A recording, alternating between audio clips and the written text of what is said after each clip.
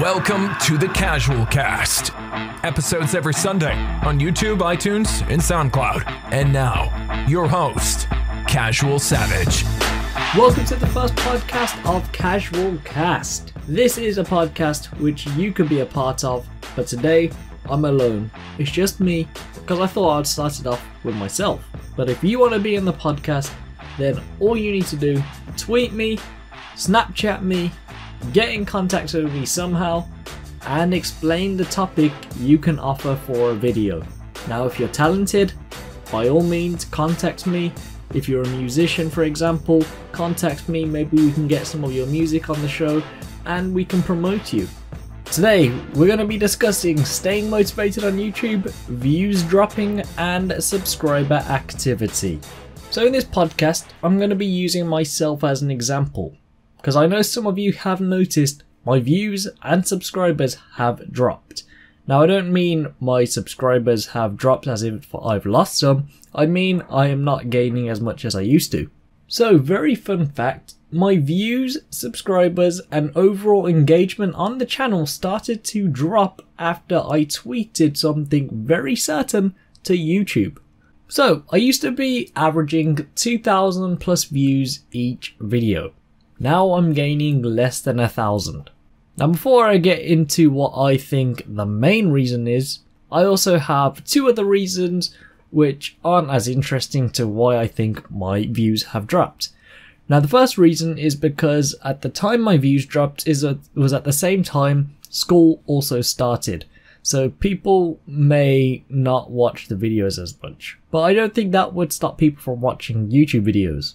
Now, another reason is my laptop being sent away for repair. I believe I didn't upload for 2 weeks straight. That's because the laptop took so long. I ended up ordering a new laptop. I actually had to wait 4 weeks to get my other laptop back. So it's a good thing I ordered a new laptop. So there's two boring reasons. But now the main reason, which I think YouTube exposed. So this goes back to when Philip DeFranco tweeted YouTube, and he basically said, "Your response is bullshit, it's not true, people are tired of this, be better."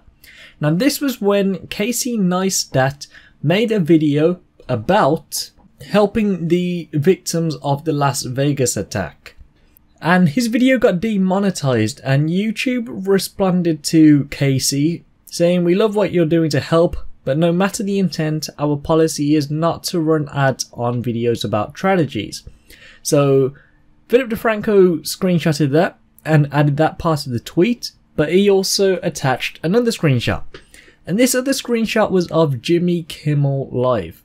Now, Jimmy Kimmel also made a video on the mass shooting in Las Vegas. This has 8.2 million video views and they had ads on it. So, of course, everyone was pissed off. Philip DeFranco tweeted this to YouTube, and YouTube took 3 days to respond. Basically saying that some partners run their own ads on their content. The video you found is an example of this, and then attached a bunch of boring details. So, after YouTube responded, I also responded to this tweet saying 3 days for this response, and I had a gif of Shaquille O'Neal laughing. Now, this tweet had 25 likes and 1 retweet. So I'm 100% sure Team YouTube saw this tweet and literally switched off something on my channel. Now, you can go back to the dates. I tweeted this to YouTube on the 9th of October. And before all this, I was averaging over 2,000 views each video. After this tweet, I'm averaging less than 1,000. So a bit of a coincidence there.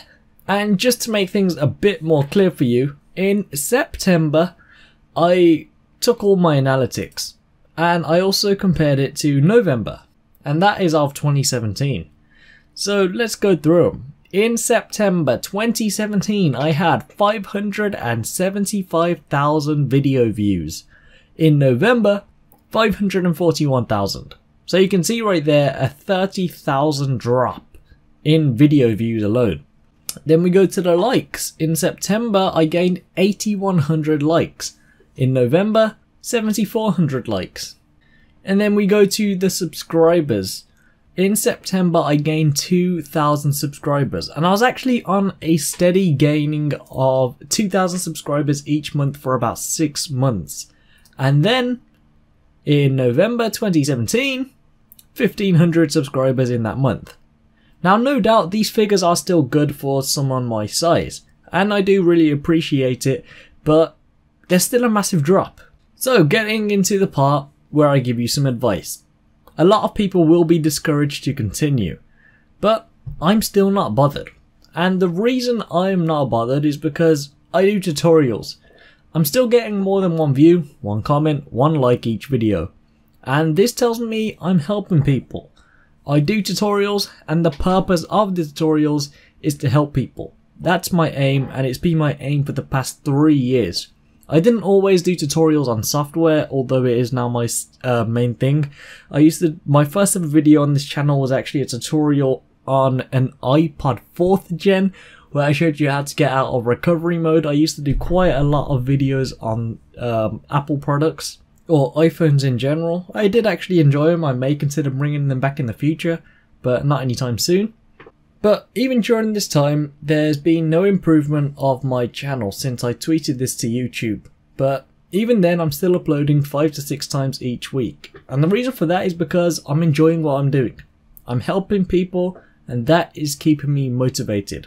Now, I know people can easily say, if you compare me to channels such as RiceGum, even though we're not in the same genre, he gained 5 million subscribers in 1 year.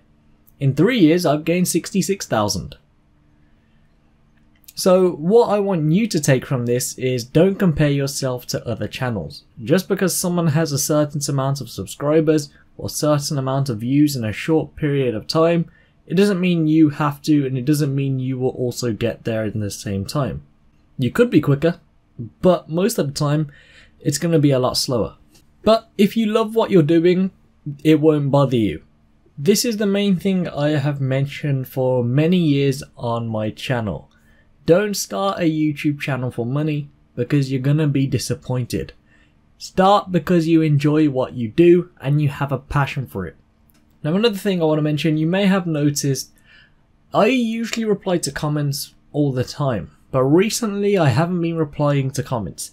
And there's a reason for that, and it's not that I don't like interacting with you, because I do, hence why I always reply on Snapchat and Twitter. Basically, I don't want to pay attention to my video views, I don't want to pay attention to my likes, and I don't want to pay attention to my comments.